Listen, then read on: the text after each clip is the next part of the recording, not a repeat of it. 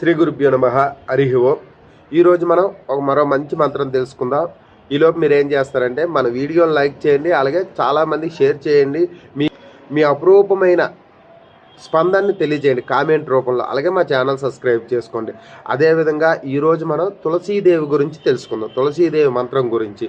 ఈ మంత్రం పఠించడం వల్ల మన పాపమంతా పోతుంది, అలాగే మనకు ఐశ్వర్యాలు కూడా లభిస్తాయి. అలాంటి మంచి ఉపయోగకరమైన మంత్రం ఈ తులసి మంత్రం.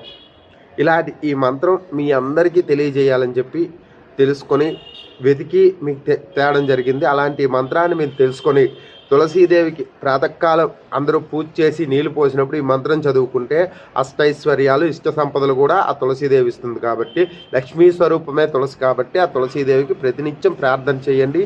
ఈ మంత్రంతో చాలా మంచి ఫలితాలు మీకు కలుగుతాయి. ఓం ఐం హ్రీం శ్రీం శ్రీమాత్రే నమః. మంత్రం చూసే చదవండి, చూడకుండా వద్దు. అక్కడ ఇస్తాను, చూసి చదవండి.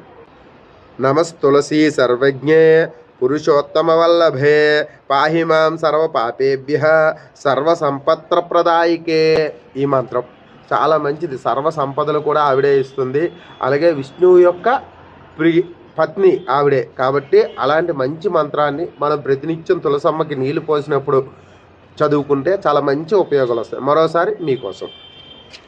నమస్తులసీ సర్వజ్ఞే పురుషోత్తమ వల్లభే పాహి మాం సర్వ పాపేభ్య సర్వ సంపత్ప్రదాయికే.